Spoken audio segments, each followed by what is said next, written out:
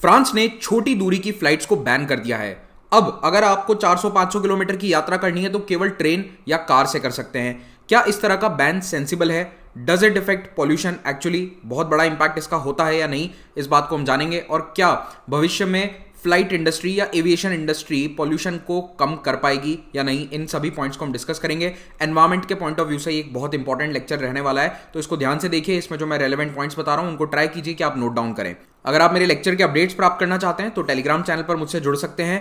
Pathfinder channel को अभी तक सब्सक्राइब नहीं किया है तो सब्सक्राइब कर लीजिए। दोस्तों, देश का सबसे affordable UPSC course Agnipath batch शुरू हो चुका है। केवल 8,000 रुपीज में हम आपको यूपीएससी 2024 या 25 के लिए तैयारी करवा रहे हैं, जिसमें प्री, मेंस, इंटरव्यू सबकी तैयारी करवाई जा रही है। ऐसा नहीं कि केवल प्रीलिम्स पढ़ाकर छोड़ रहे हैं। फाउंडेशन बैचेस नहीं है, कहने को आप इसको फाउंडेशन बैच कह सकते हो। ये पूरी तैयारी कराएगा आपकी, प्री, मेंस, सब कुछ। ओके, इसमें एनरोलमेंट 7 जून तक हमने ओपन रखे हैं, क्योंकि अभी बहुत सारे स्टूडेंट्स के ईमेल्स आ रहे हैं कि हमें इसमें एनरोल करना है। तो आज रात को हमने डिसाइड किया कि इसको एनरोलमेंट हम 7 जून तक रखेंगे। लेकिन ऑलरेडी मुझे लगता है कि जो लिमिट होती है, एक ऑनलाइन बैच की भी कुछ लिमिट है, कुछ सीमाएं हैं, क्योंकि एक लेवल के बाद डाउट आंसर करने थोड़े से डिफिकल्ट हो जाते हैं। तो वो सीमा जैसे ही हिट होगी, हमें लगेगा कि we have hit that limit, will stop the enrolment. उसके बाद हम उसी बैच को पढ़ाने वाले हैं। तो अभी भी आपके पास समय है, इस बैच में आप एनरोल कर सकते हैं। नीचे डिस्क्रिप्शन और पिन कमेंट में आपको सारे लिंक्स मिल जाएंगे। फ्रांस ने 31 मई को यह अनाउंस किया कि हम डोमेस्टिक रूट पर शॉर्ट हॉल फ्लाइट्स को बैन कर रहे हैं। शॉर्ट हॉल का मतलब है कि छोटी दूरी की फ्लाइट्स जो डोमेस्टिकली फ्लाई करती हैं, अंतर्राष्ट्रीय फ्लाइट्स पर इसका कोई असर नहीं होने वाला है। अब शॉर्ट हॉल का मतलब क्या है? तो देखिए, पहले फ्रांस की लोकेशन देख लो। यूरोप में फ्रांस एक रिलेटिवली बड़ा देश है। वैसे अगर हमारे भारत के संदर्भ में देखेंगे तो कोई बहुत बड़ा नहीं है, लेकिन ये दुनिया का पहला देश बन जाता है जो इस प्रकार का बैन इंपोज कर रहा है। तो इन्होंने 3 सिटीज के बीच में ये वाला बैन इंपोज किया है। तो पेरिस से जो 3 बड़े शहर हैं, लियोन, नांते और बोर्डू, यहां पर उड़ने वाली फ्लाइट्स को बैन कर दिया जाएगा। तो डोमेस्टिक फ्लाइट्स इन शहरों के बीच में मैप में देख लीजिए, ये है पेरिस, ये है नांते, ये है बोर्डू और ये है लियोन। तो लगभग किलोमीटर वाइज अगर आप इनका डिस्टेंस देखना चाहें तो this should be somewhere between 500-600 kilometre, इतने ही दूर हैं। ये सारे शहर लगभग 400, 500 या 600 किलोमीटर के दायरे में आते हैं। अब इन शॉर्ट डिस्टेंस में होता क्या है कि फ्लाइट होती है 1 घंटे की, उसमें भी ज़्यादातर समय टेक ऑफ और लैंडिंग में चला जाता है। एक्चुअल फ्लाइंग टाइम बहुत ही कम रहता है। This can be covered in like 40 minutes, 40 minute का फ्लाइंग टाइम होता है। ये भारत में भी होता है। अगर आप शॉर्ट डिस्टेंस की फ्लाइट्स देखेंगे, सबसे कॉमन है जैसे जयपुर से दिल्ली। अब जयपुर से दिल्ली सिर्फ 250 किलोमीटर की दूरी है, फिर भी कई लोग फ्लाइट में जाना प्रेफर करते हैं because of their own reasons. लेकिन आप टेक्निकली देखें तो आप जयपुर से निकलकर दिल्ली शहर जल्दी पहुंचेंगे अगर आप गाड़ी से जा रहे हैं तो, क्योंकि आपको एयरपोर्ट पे जल्दी पहुंचना पड़ता है, सिक्योरिटी चेक इन की लाइंस होती हैं, and then you have to do all the formalities etcetera. तो इसी के कारण शॉर्ट डिस्टेंस की फ्लाइट्स अक्सर केवल या तो बहुत ही हाई फ्लाइंग लोग इस्तेमाल करते हैं, जैसे कि बिजनेसमैन एटसेट्रा, जिनको बहुत जल्दी है, जिनका टाइम बहुत कीमती है, ऐसे लोग इस्तेमाल करते हैं। आम आदमी जनरली इतनी कम दूरी की फ्लाइट्स नहीं लेता। लेकिन ये यूरोप है, इंडिया नहीं है, तो यहाँ पर आम आदमी भी इस तरह की फ्लाइट ले लेता है। तो ये काफ़ी पॉपुलर रूट्स हैं। लेकिन अब सरकार कह रही है कि इन पर हम फ्लाइट नहीं चलाना चाहते हैं, और 23 मई से उन्होंने ये वैसे रूल लागू कर दिया था। ओके, तो ये रूट 2 घंटे या 2.5 घंटे की जर्नी में ट्रेन में हो सकता है, क्योंकि फ्रांस का जो रेलवे नेटवर्क है वो बहुत ही अच्छा है। इनफैक्ट फ्रांस के अंदर एक बहुत ही हाई स्पीड रेलवे नेटवर्क है जिसका नाम है TGV। तो ये TGV की जो ट्रेन्स हैं, ये 320 किलोमीटर प्रति घंटा की रफ्तार तक पहुंच जाती हैं, और ये पूरे फ्रांस में ऑपरेट करती हैं। France has one of the best railway networks in the entire world. आप देखिए कितना छोटा देश है और उसमें लगभग 29,000 किलोमीटर की रेलवे लाइंस है। आप लोग मुझे कमेंट में बता सकते हैं कि भारत का रेलवे नेटवर्क कितना बड़ा है, कितने किलोमीटर का नेटवर्क इंडिया में एग्जिस्ट करता है। और अगर फ्रांस के एरिया की बात करूं तो ये वाला जो फ्रांस है, जिसको ये लोग मेट्रोपॉलिटन फ्रांस कहते हैं, क्योंकि फ्रांस की बहुत सारे अभी भी छोटे छोटे आइलैंड्स हैं जो पहले उनकी कॉलोनीज हुआ करते थे, वो आज भी अभी उसका हिस्सा हैं। तो वो वाले हटा दो तो केवल ये फ्रांस जो यूरोप में है, इसका 5.5 लाख स्क्वायर किलोमीटर एरिया है। अब अगर भारत के संदर्भ में मैं बताऊं तो रफली ये हो जाएगा, राजस्थान का एरिया है जैसे 3.42 लाख स्क्वायर किलोमीटर, 3.5 लाख मान लो, और गुजरात लगभग 2 लाख स्क्वायर किलोमीटर है। तो राजस्थान और गुजरात राज्य जो भारत के 2 बड़े राज्य हैं, बट फिर भी पूरा भारत नहीं है ना, तो ये 2 राज्य जोड़ लो तो लगभग उतना एरिया फ्रांस का होता है। It is equivalent to 2 large states of India, इतना ही बड़ा है फ्रांस। ठीक है, अगर आप वैसे देखने जाएं तो फ्रांस ऊपर से नीचे नॉर्थ टू साउथ लगभग 1000 किलोमीटर के आसपास लंबा है, और ईस्ट टू वेस्ट भी अगर आप मैक्सिमम देखेंगे तो ये लगभग 1000 किलोमीटर हो जाता है। तो 1000 किलोमीटर इस तरह से फ्रांस है। It is one of the larger countries in Europe. Ukraine वगैरह के बाद में आप देखोगे तो फ्रांस सबसे बड़े देशों में से एक है, और काफ़ी डेवलप्ड रेलवे नेटवर्क के कारण यहाँ पर ये कानून लागू हो सकता है। और रोड नेटवर्क्स भी यहाँ काफ़ी अच्छे हैं। जैसे कि आप गूगल मैप पे डिस्टेंस देखेंगे तो पेरिस से बोर्डू केवल 6 घंटे की दूरी बता रहा है by road, when it is a distance of 585 kilometre. Okay, क्योंकि एक्सप्रेसवेज भी अच्छे से बने हुए हैं। तो रेल ट्रांसपोर्ट बहुत बढ़िया है, हाई स्पीड रेलवे है जो 300 किलोमीटर प्रति घंटा की रफ्तार से ऊपर टीजीवी ट्रेन इनकी चलती हैं। तो ऐसे में ये बैन लागू हो सकता है, इट लुक्स वेरी सेंसिबल। लेकिन प्रॉब्लम क्या आएगी कि लोग ट्रेन की बजाय कार प्रेफर करना स्टार्ट कर देंगे, ये सबसे बड़ी प्रॉब्लम आएगी। क्योंकि देखिए, जो व्यक्ति फ्लाइट में जा रहा है वो खुद ड्राइव करके नहीं जाएगा। अगर कोई बहुत बड़ा बिजनेसमैन है, मोस्टली बिजनेस ट्रैवलर्स ही होते हैं जो ये शॉर्ट डिस्टेंस की फ्लाइट्स लेते हैं, ठीक है, तो बिजनेस पर्पज से जाने वाले लोग they will prefer to have a cab, एक ड्राइवर करके, एक टैक्सी करके वो जाना प्रेफर करेंगे। हो सकता है वो ट्रेन में भी चले जाएं, लेकिन वो ज्यादा लोगों को कार्स की तरफ भी पुश कर सकता है। अब करेगा या नहीं ये तो वक्त ही बताएगा, लेकिन ये भी इसका एक इंपैक्ट हो सकता है। क्लियर।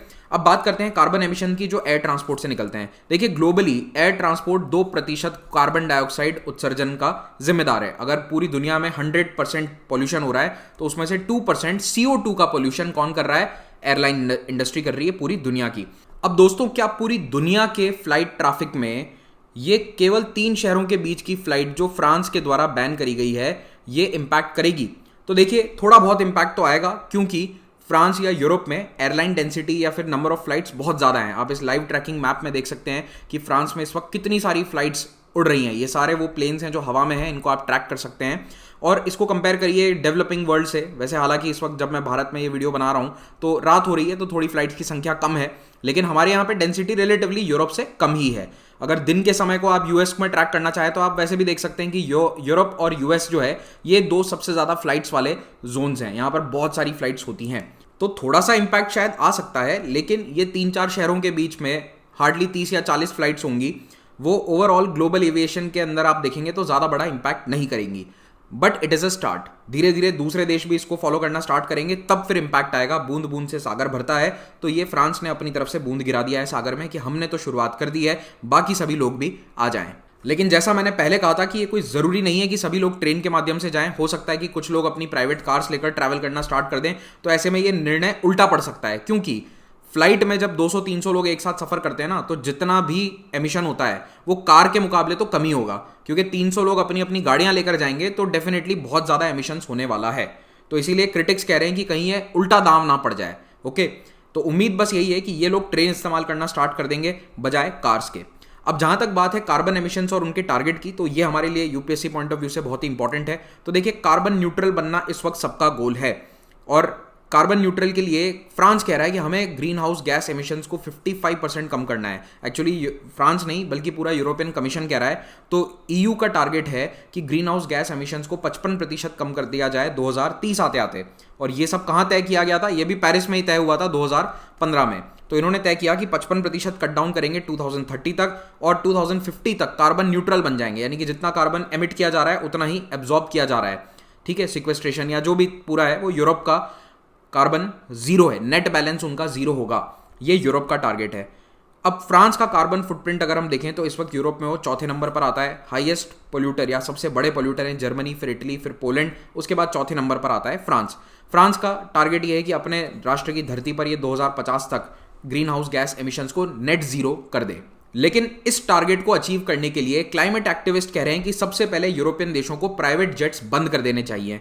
अब ये प्राइवेट जेट क्या भला होती है? देखिए, प्राइवेट जेट होता है एक ऐसा हवाई जहाज जहां पर केवल आप या आपका परिवार पूरे प्लेन में आनंद के साथ जा सकता है, ट्रैवल कर सकता है।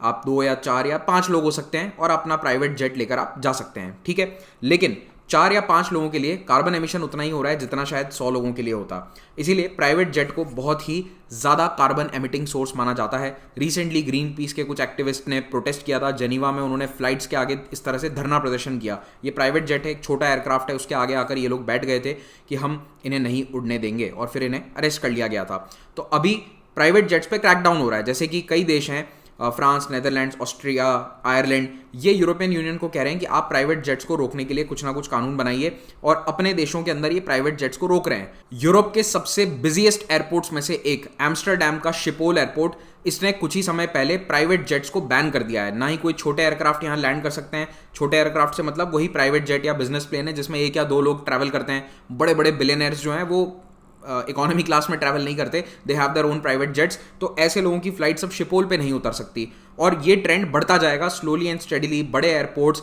इस प्रकार की व्यवस्था या फैसिलिटी प्रोवाइड करना बंद कर देंगे जिसमें प्राइवेट जेट्स को लैंड करने का परमिशन मिलता है। तो प्राइवेट जेट्स के खिलाफ इतना प्रदर्शन क्यों है? तो उसका एक रीज़न है, वो बिल्कुल सही है कि ये बहुत इनएफिशिएंट होते हैं। जहां पर 100 लोग उड़ सकते थे वहां पर केवल 2 या 3 लोगों के लिए प्लेन उड़ रहा है, so it is very inefficient. और ये हमेशा से एक बहुत बड़ा आईसोर रहे हैं। कई सेलिब्रिटीज़ पर भी इस तरह के आरोप लगते हैं, जैसे कि आपने पता नहीं देखा या नहीं, पिछले साल एक न्यूज़ आई थी, एक बहुत बड़ी पॉप स्टार हैं यूएसए में, तो वो टूर कर रही थी अपना, हर शहर में जा जाके वो गाना वाना गाती हैं, उनका शो होता है बहुत शानदार।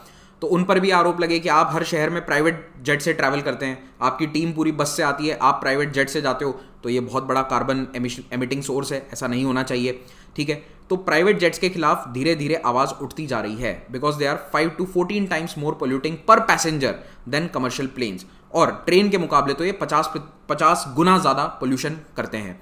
तो private plane 2 tonne carbon dioxide प्रति घंटा उत्सर्जित करते हैं, और एक एवरेज पर्सन यूरोप में 8.2 टन्स एमिशन करता है पूरे साल में। तो जितना एक प्राइवेट प्लेन 4 घंटे की फ्लाइट में एमिशन करेगा, उतना एक आदमी पूरे साल में एमिशन करता है। आदमी से मतलब ये है कि वो एवरेज काउंट किया गया है, जितना यूरोप का एमिशन है डिवाइडेड बाय द पॉपुलेशन, तो ये एवरेज 8.2 आता है, लेकिन उतना का उतना एक 4 घंटे की फ्लाइट में एमिट हो जाएगा। ठीक है, तो इसका मतलब ये बहुत ज़्यादा हाईली पोल्यूटिंग है। और प्राइवेट फ्लाइट्स यूरोप में लगातार बढ़ती जा रही हैं, प्राइवेट जेट ट्रैवल बढ़ता जा रहा है, क्योंकि बिलियनर्स की संख्या, मिलियनर्स की संख्या बढ़ रही है, तो ये एक ग्रोइंग इंडस्ट्री है, इसीलिए इस पर लगाम कसने की बात हो रही है। तो फाइनली सवाल यह है कि जब ये एविएशन इंडस्ट्री इतना कोई बहुत बड़ा एमिटिंग सोर्स नहीं है, तो फिर इस पर बैन लगाने की चर्चा क्यों होती है? क्योंकि नंबर 1, पर कैपिटा जो एमिशन करती है ये बहुत हाई है, एंड सेकेंड, ये बहुत तेज़ी से ग्रो होने वाली है। आपको पता ही होगा कि रिसेंटली भारत ने भी एयरक्राफ्ट्स का एक बहुत बड़ा ऑर्डर प्लेस किया है, तो ये दुनिया के हर डेवलपिंग कंट्री में हो रहा है, चाइना हो, इंडिया हो, ब्राज़ील हो, यहाँ पर एविएशन सेक्टर तेज़ी से एक्सपांड कर रहा है, बूम आ रहा है इस सेक्टर में। तो ऐसे में इसका जो परसेंटेज है एमिशंस का, वो धीरे धीरे बढ़ता जाएगा। क्लियर? और प्लेन्स नॉन CO2 एमिशन भी करते हैं। अब हालांकि उन्हें पॉल्यूटेंट की कैटेगरी में नहीं गिना जाता, जैसे वाटर वेपर। अब वाटर वेपर पॉल्यूटेंट में नहीं आता है क्योंकि वो भाप है, H2O की भाप ही है, लेकिन उसके कारण भी क्या होता है, ग्लोबल वार्मिंग होती है। ठीक है, तो नॉन CO2 एमिशंस भी इसके द्वारा होते हैं, और जब उसको काउंट कर लोगे तो फिर एयरलाइन इंडस्ट्री काफ़ी बड़ी पॉल्यूटर है। 5% of the historical global warming इसी इंडस्ट्री के कारण हुई है, तो 5% एक बड़ा चंक होता है। अब इस पोल्यूशन को ऑफसेट करने के लिए क्या किया जा रहा है? तो देखिए, international civil aviation organisation ICAO ने 2016 में एक ऑफसेट मैकेनिज्म रखा था। ऑफसेट का क्या मतलब है कि 2020 में जो एयरलाइन एमिशन कर रही थी, मान लो कि कोई एयरलाइन 500 टन कार्बन उत्सर्जन कर रही है 2020 में, अब 2023 में अगर वो 600 टन कर रही है, तो 100 टन का जो ये गैप है ना, उतना उनको कहीं पर कार्बन क्रेडिट लेने पड़ेंगे, वो ज़रूरी है। They have to get the carbon credit. अब ये कार्बन क्रेडिट क्या होता है, आप हमारे एनवायरमेंट के लेक्चर्स देखिए, उसके अंदर आपको हमने डिटेल में समझा रखा है, हमारे चैनल पर अवेलेबल है। ठीक है, पाथफाइंडर के चैनल पर किंजल सर की प्लेलिस्ट है, उसमें आप देख लीजिए, कार्बन क्रेडिट वाला जो लेक्चर है वहाँ पर आपको समझ में आ जाएगा। इस पूरी स्कीम का नाम है carbon offsetting and reduction scheme for international aviation, very important, CORSIA इसका एक्रोनिम है। तो ये इंटरनेशनल एविएशन के लिए है। 2021 से 35 तक ये स्कीम चलने वाली है। इसको बहुत बढ़ा चढ़ाकर प्रस्तुत करा गया था, लेकिन ये इतनी कोई खास एम्बिशियस नहीं है, क्योंकि 2020 के लेवल जो हैं वो ऑलरेडी काफ़ी बढ़े हुए लेवल्स हैं। अगर आप 2000 साल को बेसलाइन मानते तो फिर वो कुछ फ़ायदा भी होता। अब 2020 और 23 में कितना ही फ़र्क आ जाएगा किसी एयरलाइन के एमिशन में, मे बी 10%, 20%। तो आपने बेस बहुत हाई लिया है, 2020 का लिया है, और ये टोटल एमिशन की बात नहीं करता। ये किसी कंपनी को ये नहीं कह रहा कि आप 600 टन अगर एमिशन कर रहे हो तो उतने क्रेडिट लीजिए। ये कह रहा है कि केवल 100 टन ले लो जितना आपने 2020 के बाद एक्स्ट्रा किया था, दैट्स ऑल। उसके बाद आप छुट्टे हैं, फ्री हैं, जाके जो करना है करिए, अपने आप को ग्रीन एयरलाइन का ठप्पा दे दीजिए। और यही हो रहा है। कई कंपनियां बढ़ा चढ़ा के कह रही हैं कि हम तो एकदम भाई साहब ग्रीन एयरलाइन है। वो ग्रीन नहीं है, वो थोड़ा सा आपको वाइट वॉश करके बता रही हैं। ओके, अब वे फॉरवर्ड क्या है? तो देखिए, एविएशन एमिशंस को धीरे धीरे हमें कम करना होगा, लेकिन उसका कोई वायबल तरीका नहीं है। जैसे गाड़ियों में इलेक्ट्रिक कार्स है, सोलर व्हीकल्स हैं, ट्रेन्स के अंदर बहुत सारी नई टेक्नोलॉजी आ रही है, लेकिन फ्लाइट में ऐसा अभी तक कोई बहुत सक्सेसफुल टेक्नोलॉजी टेस्ट नहीं किया गया है। हाँ, कुछ छोटे मोटे सोलर प्लेन्स टेस्ट किए गए हैं, biofuels, hydrogen fuel cell try किए गए हैं, बट कुछ भी सेफ नहीं है और इतने लंबे दूरी तक यात्रा नहीं कर सकता या उतना भार कैरी नहीं कर सकता। ये सबसे बड़ी प्रॉब्लम है। ओके, तो alternative fuels large commercial airliners के लिए अभी भी शायद 10 या 20 या 30 साल आगे हैं, may be 30 years down the line. क्योंकि देखिए, इलेक्ट्रिक कार्स की चर्चा 20 साल से हो रही है, अब जाकर इलेक्ट्रिक कार्स पॉपुलर हुई हैं कि लोग उन्हें खरीद रहे हैं। तो किसी भी टेक्नोलॉजी को मास अडॉप्शन में स्टेज में जाने में कम से कम 20-30 साल लग जाते हैं, तो शायद एयरलाइंस में अभी 20-30 साल और लगेंगे। तो इसी के साथ ये लेक्चर हमारा समाप्त होता है। हिस्ट्री का एक समुद्र मंथन टेस्ट हम कर रहे हैं, 25 MCQ का ये टेस्ट है, इसमें शामिल हुई है आप। हिस्ट्री के क्वेश्चंस जो हैं उसको मेरे द्वारा डिज़ाइन किया गया है। 4 जून को टेस्ट होगा 10 बजे, और इसमें जो भी स्टूडेंट आएंगे उनको हम 1500, 1000 और 500 के अमेजॉन गिफ्ट वाउचर्स भी देंगे। लिंक नीचे पहले कमेंट में आपको मिल जाएगा। पाथफाइंडर बैच की डिटेल्स आपको यहाँ पे मिल जाएंगी। महिपाल कोड का इस्तेमाल करोगे तो आपको सारे बेस्ट डिस्काउंट मिल जाएंगे। हमारे CSAT की टेस्ट सीरीज, GS की टेस्ट सीरीज यहाँ अवेलेबल है। अग्निपथ के स्टूडेंट्स के लिए तो फ्री है, जो अलग से लेना चाहे उसके लिए 3000 में अवेलेबल है। मेंस की टेस्ट सीरीज अवेलेबल है। ये हमारी फैकल्टी है, हमारी टीम है जो आपको पढ़ाएगी। हिंदी मीडियम में भी हम एक बैच लॉन्च कर रहे हैं जो जुलाई में आएगा, इसको भी आप अभी ज्वाइन कर सकते हैं। हमारी पर्सपेक्टिव सीरीज को जरूर देखिए, हिंदी माध्यम के टॉपर्स का इंटरव्यू अब लाइव है, और पुराने एपिसोड्स को भी आप चेक कर सकते हैं। Do subscribe to our social media channels. Thank you so much, have a great day.